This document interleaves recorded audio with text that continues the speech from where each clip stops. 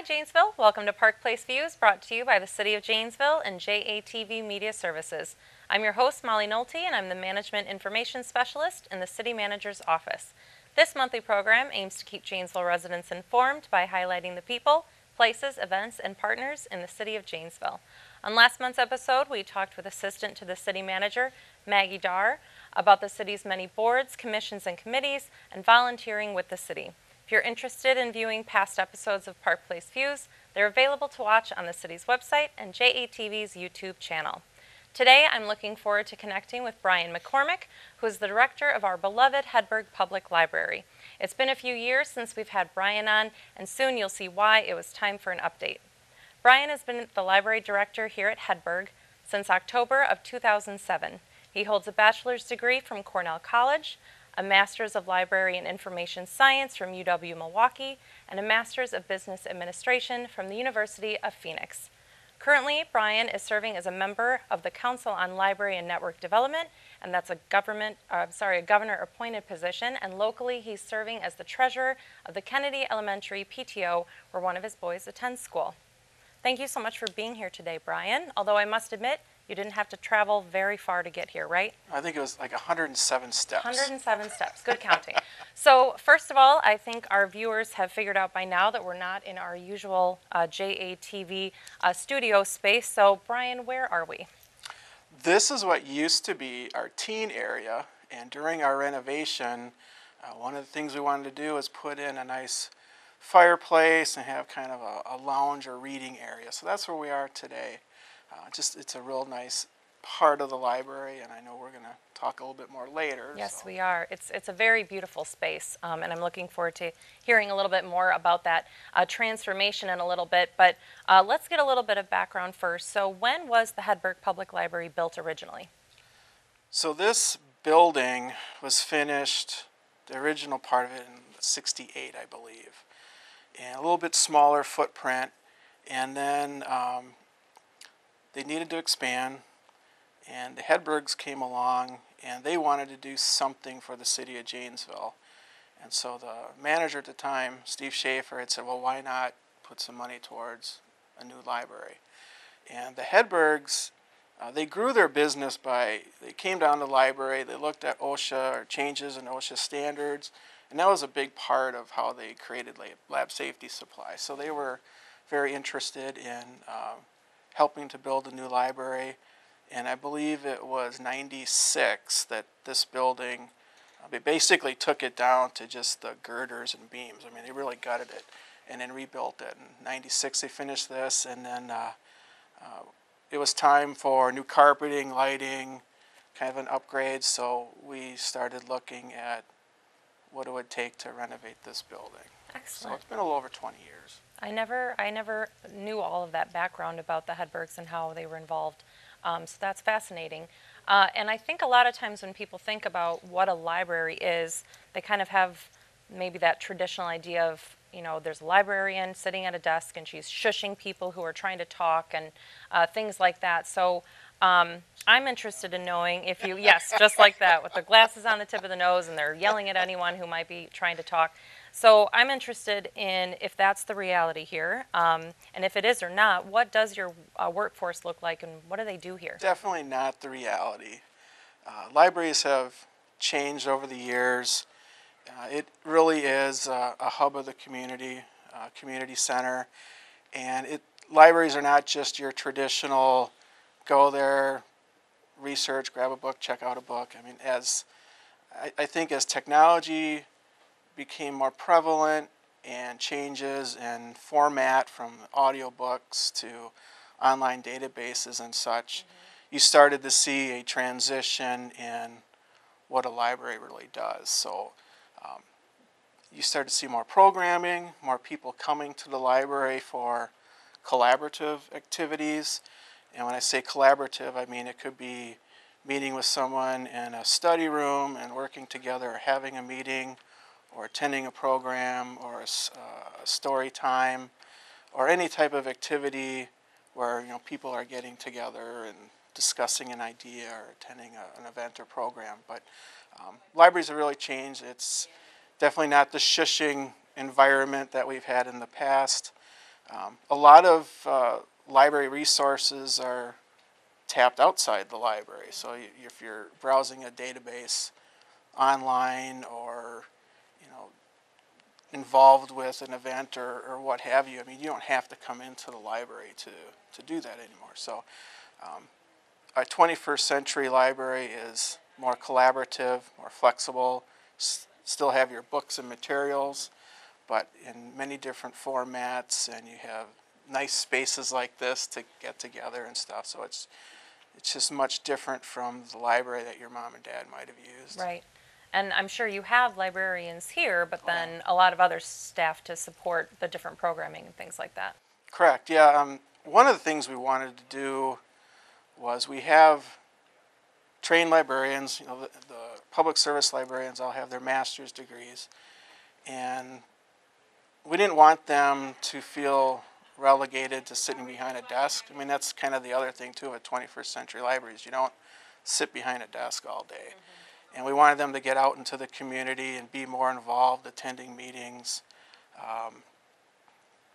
giving presentations, networking, and taking the library out into the community versus waiting for the community to come to you. Right, so our staff, and it's very diverse, anywhere from marketing staff to the programmers to the children's librarians, the public service librarians to our innovative librarian does a lot of STEM activities. Yeah, I mean, it's very diverse, and I think the library kind of reflects the community in a way. Yep, absolutely. And the library, of course, is overseen by a board of directors, and then you're also connected to the city of Janesville. So how does that partnership work, and is there a funding partnership that goes along with that as well? I think the easiest answer is that the City Council provides funding to the library, and the library board has, they oversee policy and then how that funding is spent. So that's probably the easiest answer, if you will, and there are statutes that govern it, but I've always found that even though you have some statutory differences or a different policy overseeing board, it's good to work together to be part of the bigger team, because you're working towards, doing everything positive for the city of Janesville. Right. So I've always worked to try and have a good relationship with everybody. So I don't rock the boat at all. Well, that can be a good thing, I suppose.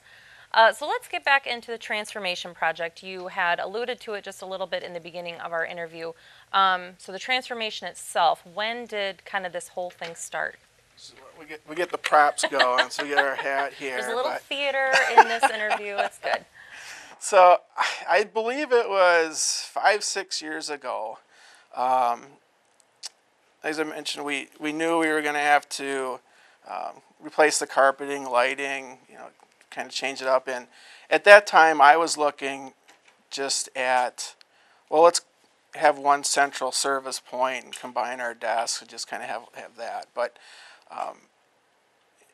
during our library board meetings, we had board members who would go and visit other libraries. How about that, huh? And when they would do that, they'd come back and report on what they had been seeing. And so we decided that, if we're going to have to do carpeting or whatnot, why not update the library and have 21st century standards, really, if you look at it that way. So they made a lot of sense. So we brought in some architects, and the architects that we chose, they came and basically set up camp for a couple days and just observed our patrons and how they were, wandering through the library, or, where they looked confused, or, what they used most often. And they came to us with a proposal already kind of for a floor plan, if you will, and what they would do. And we decided, well, these guys are pretty invested. They'd already worked on some other libraries. This is OPN Architects, and they have main office in Cedar Rapids, but they also have an office in Madison. And we worked with them, and we really liked their plan. Brought in a feasibility consultant who said, yes, you should be able to raise some funds for the project. And so we started that, and we're going to be about $1.4 million in private funds. and then a little over $1 million from the city, and then the library had some fund balance as well. So able to do that, and we started construction. Well, last year we did the roof. I shouldn't say last year. 2018 we did the roof. 2019 we started interior renovation here in April, and then finished up right around November. So the big part of that was the public didn't want us to close and be shut down, and I didn't really want to either. Right. It actually ended up being a really good thing because for those people that didn't think we really needed to renovate or update the carpeting and the lighting, by doing phases and just having parts closed where we did a renovation, you could see the before and the after, and it was so striking. Side by it's side. Like, oh, I never heard another complaint after that. So I told a couple other library directors, I'm like, don't be afraid of being open and doing renovation in phases, because people will really enjoy kind of seeing the changes, and it'll really tell your story. So, but yeah, it's been a great project for us. We added additional study rooms. We have the central service point, and then we've been able to free up some of our librarians to get out in the community a little bit more. And we got a larger young adult area, maker lab area, this room, the Woodruff training room, a lot more space for activities and events and stuff. So we're really pleased with how it turned out. Well, I've been coming to this library since as long as I can remember, so 1987, and I can tell you it looks completely different from all of my childhood memories. It's a really nice change, but I feel like when you come here, you don't feel like you've lost anything. It's still Hedberg Public Library. It just looks a little bit more modern. That's right. A lot more modern, I should say. So, Bryan, last time you were on the show, the library had just started the Bookmobile program. So that was a donation from the Janesville Fire Department, one of their decommissioned ambulances, and then you took that over and turned that into kind of a mobile library.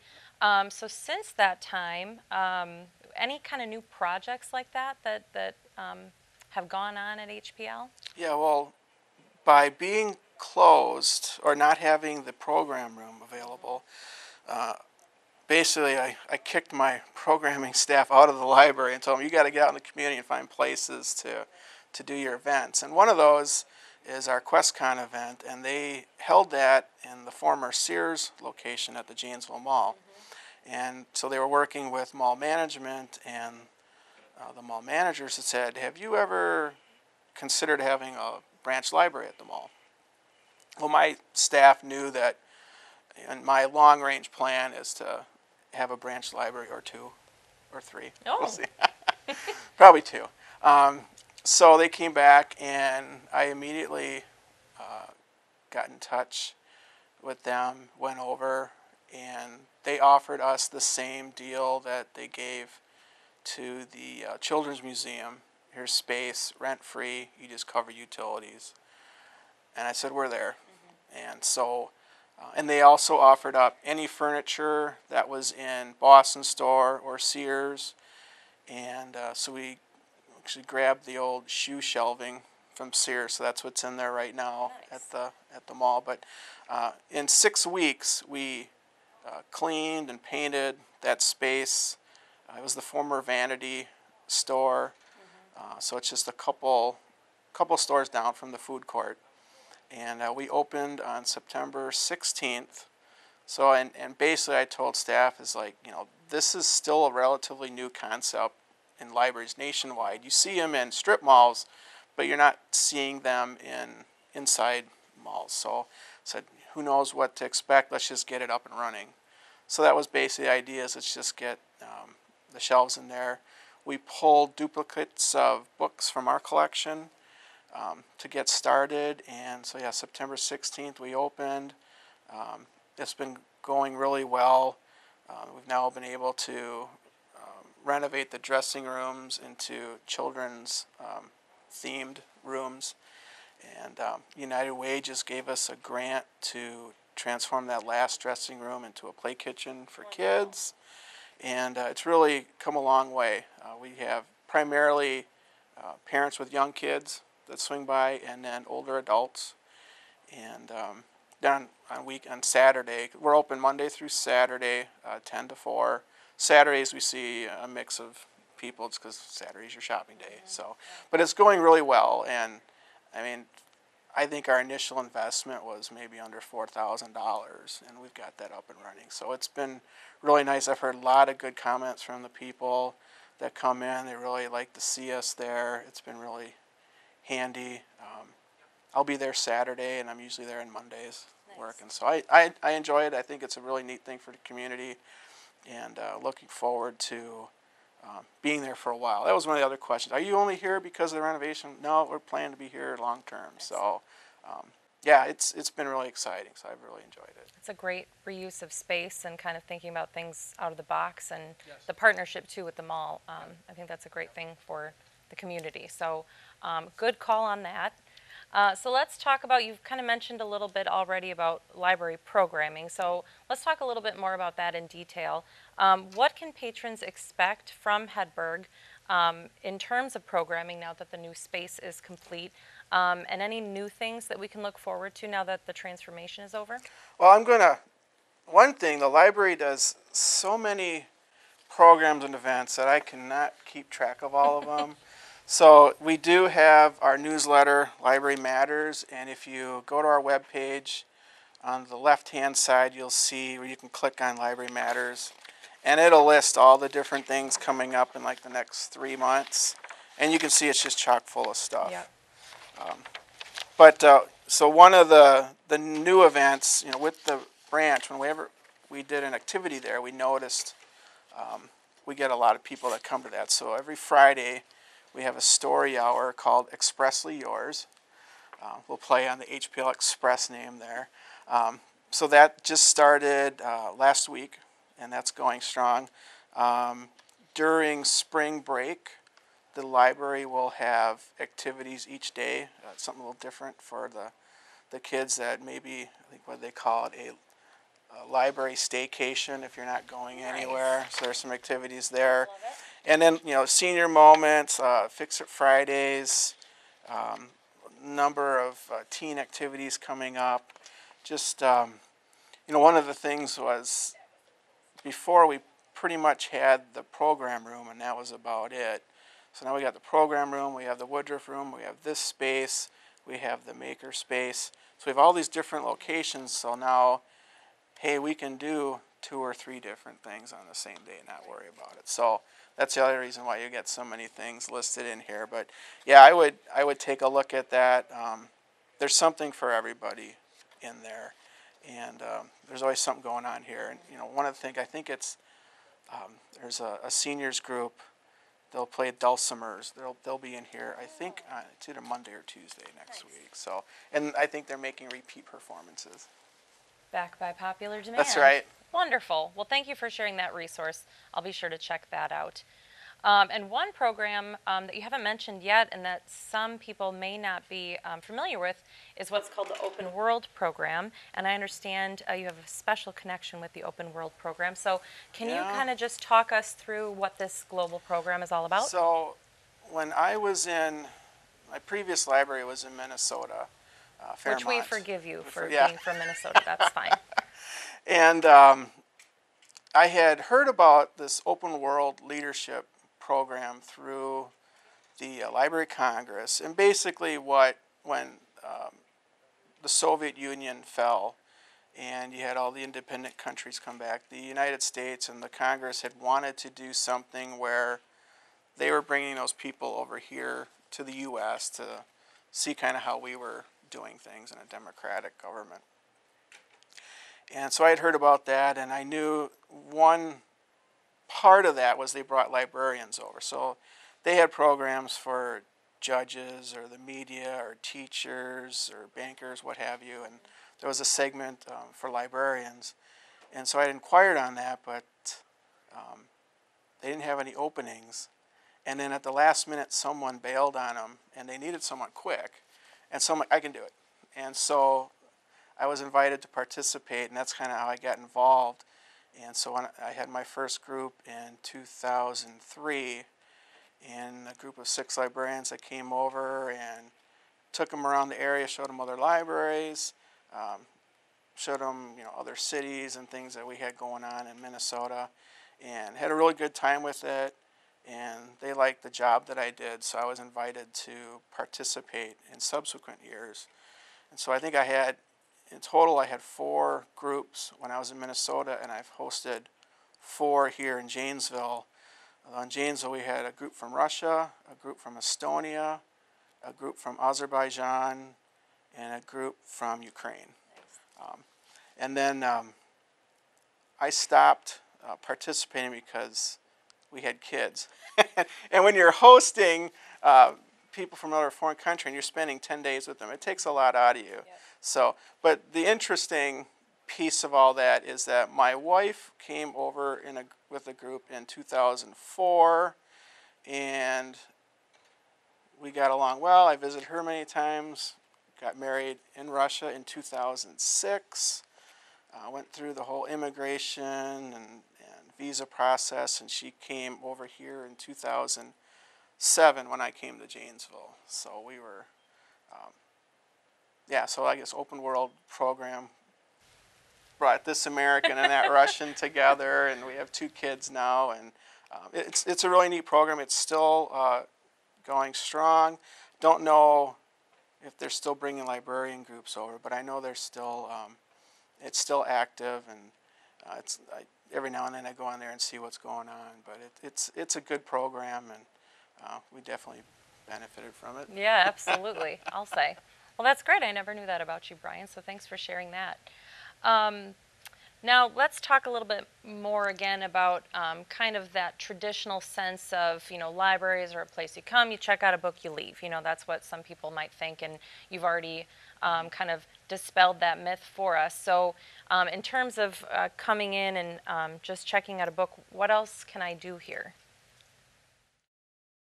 Well, we have magazines and newspapers and audio materials, computers, free to use, hooked up to the internet. You're welcome to come and relax or spend the day if you wish. If you have children, we have a number of activities in the children's room, a number of interactives, and basically interactives are anything where kids are using their hands and developing those skills, along with the reading and writing and singing and all that you have with you. A number of organizations will book a room and offer services or meetings. I know the census will be here this year. Echo has had, Echo's got some barrels down here, but they also have sessions once in a while. Second Harvest has signed up. So there's a lot of community organizations that you can also meet down here. A number of people are into genealogy and want to research their families. So in our renovation off of the Janesville room, we created the Wisconsin room, which has our microfilm and a lot of our historical and genealogy resources. So you can hunker down in there for a day or 2 and do a bunch of research. I need to do that. Yeah. There's audio materials. There's just a ton of things to come in and check out. And like I said, it's also just a nice, warm environment to be in, or in the summer, a cool environment. Depending on what you need. To just spend some time reading or relaxing or researching or what have you. And of course, if you're researching something and you get stuck, that's what the librarians are here for. So it's a great resource. Excellent. And you've already mentioned the different programming. You talked about QuestCon, which is kind of a special event. So any other special events coming up? I know even just in the last year and beyond, the library has been the host for some really successful events. So that's prop time again. So since we mentioned QuestCon, QuestCon is like our annual Comic-Con event. So a couple years ago, my boys were younger. They were really into Thomas, so they came dressed as Thomas the Train characters. And if you follow Thomas, you know that Sir Topham Hatt is the manager of the railroad. So I came dressed as Sir Topham Hatt, so that's why we got the top hat there. But that's a great event. That'll be on August 8th, and that's kind of our signature end of summer reading program event. And I know last year we had it at the Janesville Mall, and it was a great success. I don't know if I think we're going to come back here because we have the new facility, but I wouldn't rule out having it in another location. Again, just because it seems to be an event that we draw some different people to, or just having that large open space. And I guess maybe I should say, well, hopefully something happens with that Sears space, but if it doesn't, maybe we'll go back. So that's the QuestCon. And then our 11th annual Night at the Library event will be coming up in October 24th. So here's, so I don't know, this Are is you probably trying gonna to look compete terrible. with me here? Yeah. That's pretty and so close. This past year we had, it was our 10th anniversary, so we opened it up, and it was a time traveler's ball, so you could be whatever you wanted. So I'd say, you know what, I am going to be Peter the Great. And I had a hard time finding Peter the Great hair, so I ended up, this is actually the Big Lebowski hair, and I just painted it a little bit. But yeah, so I was Peter the Great. But this will be our 11th year coming up. It has turned into quite an event that we have, and it's obviously it's a costume event. Not sure what the theme is going to be this year, but it's a lot of fun. And if you have not been to one yet, I would encourage you to do so, because basically it's a murder mystery. So you come dressed in costume, and you get to use those detective skills to try and figure out, okay, who did it, and it's a lot of fun. So yeah, put that on your calendars, October 24th. Excellent. Done. There we go. End of the props. So on last month's episode, I talked to Maggie Darr, and she gave us a lot of information about volunteering opportunities in the city. So does the library have volunteering opportunities? And if so, how can I get involved? So yes, we do. We have volunteering opportunities, and I'd say the majority of our volunteers work in the coffee shop downstairs. It's the Friends operate that. And it's typically like a 2-hour shift, and they keep it very simple, so pretty much anybody can sit behind the counter. If you love the library and want to help out and spend a couple hours interacting with our patrons and selling them a cup of coffee, that's a great opportunity. We have there's some other volunteers also that help keep that their bookstore running, so supplying that with books that we've either pulled from the collection or have been donated to us. So there's people that help with that. And then your traditional book spotters, or readers, they go along and make sure all the books are in order, because you got the Dewey Decimal System and all that. That hasn't changed at all, so we have people make sure books are in their place. And then a number of teens will help out with children's programming or events, and certainly in the summer there's even more opportunity to do that.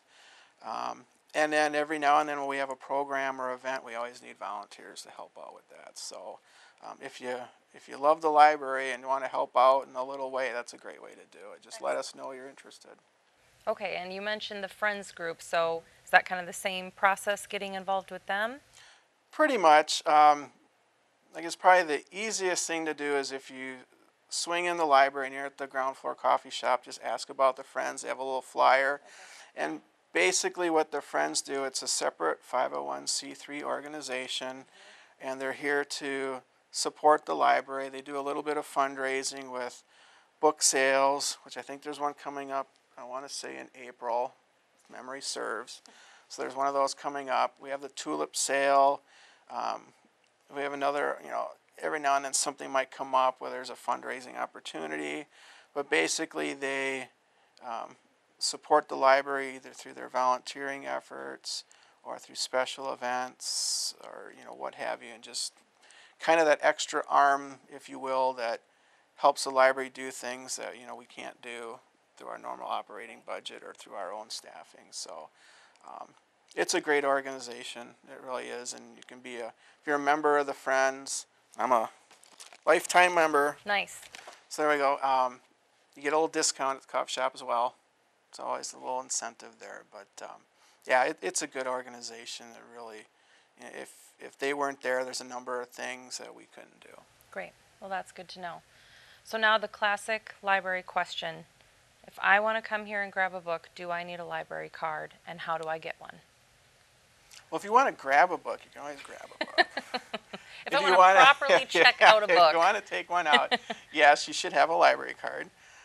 And if you're a citizen of Janesville, you can get a card for free. We just basically need confirmation of your address. If you live in one of the townships that doesn't have a library and you want Hedberg to be your main library, you can do that. You can come in and get a library card. If you're a member of Edgerton or Beloit, obviously you can still come and check out our materials. We only ask that you get your library card at your home library. But once you have that card, you're free to use really any library in Wisconsin. Nice. And then we have a very good sharing network, so if there's something that we don't have and another library does, we can get it for you. But anyone's invited to come in and use the library. So even if you're just visiting or what have you, you can come in. You can still use our computers or read the paper or book. We just ask that you get a library card if you're planning to stay. I guess is the way to say it. But yeah, it's free. If you lose it, then I think it's $2 to replace it. Or like mine, where all the plastic has peeled back from it and it's holding on for dear life. Yeah. That's what mine looks like right now. When I've been working at the Express branch, I've seen some really old library cards coming through, and they still function and work. And it's amazing how pristine some of those cards are. I can tell mine was never like that either. But no, mine's not pristine, and it's a few logos ago or a few designs ago for sure. Yep. And speaking of logo, actually, along with the new transformation, Hedberg has a new logo, which kind of you could see it on the newest newsletter, and we can show you an example of what that looks like here on screen. And then that logo, I'm assuming, will be premiered soon on the library's website? Yeah, we are planning to redo or revamp the website at some point, but with our internal communications and our newsletter, we've started with the new logo. And basically what we did was they were looking at our windows and how they were kind of designed, and using kind of that as a new streamlined logo, if you will. And it's like the idea is that the library isn't just here in the physical location, but looking out into the community through the window. The library is out there as well, and kind of everything comes around. It's like when this building was built in the 60s, it had very few windows. So when they renovated in '96, a big idea was like, we're going to put windows in the library. And so we're just kind of, in a way, you're just kind of building off of that continued theme of the windows and looking out into the community and all that. But yeah, we needed a more fresh, streamlined 21st century look. So and it's simple, but I think it really looks good. It tells the story, and we'll see that through all of our materials here very soon. Excellent. Yes, I like the logo too, and I didn't know that background story, so that makes it even a little bit more special. We have a little bit of history here at the library. Yeah, just a little bit. We'll just give you a little bit, and then you got to come back for more. That makes sense. And I mentioned the website just a little bit, and I use the website all the time because I put books on hold. I think I'm here once a week usually picking up all my books on hold. So I consider that a great resource for people who want to learn a little bit more about the library. So I'm appreciative as not only a city staff person, but also as a resident for having that. And if people are interested in learning more about the library, that's a great place to start. So, Bryan, we're just about at the end here. Is there anything that I've missed? Anything we haven't talked about yet? I think we covered quite a bit. I would invite anyone in the community who has not had a chance either to come here to the library and see the new renovation, or even to the mall, to the HPL Express. Both locations can serve your needs, and they're really nice facilities, and we have great people working here. And so if you haven't had a chance to stop by, I certainly encourage everyone to do so. Great. And if anyone has any questions for you, how can they get a hold of you? I'm usually here during the day. If not, my assistant Charles is, but 758-6594 is my direct line. Fantastic. Well, you just put that out into the world, so There you go, expect yeah. a lot of phone calls. Well, thank you again, Bryan, so much Thank for you. joining us here today on your home turf. I really appreciate right. you taking the time to sit down with me. I know you're a busy man. It was really fascinating to learn all about the transformation, a little of the history of the library that, even though I've been coming here for over 30 years, I didn't know a lot of that information, so I appreciate it. And thank you, of course, to all of you for tuning in. Next time, join me for another exciting episode of Park Place Views. We'll be talking about kind of upcoming exciting things as spring and summer are just around the corner. In addition to tuning in to this program on a monthly basis, you can stay connected to the City of Janesville by following us on Facebook, Twitter, and LinkedIn. You can also sign up to receive emails with our press releases and other important information, and you can subscribe to get emergency alerts from the Janesville Police Department on Nixle. For Park Place Views in the City of Janesville, I'm Molly Nolte. Thanks for joining us, and we'll see you next time.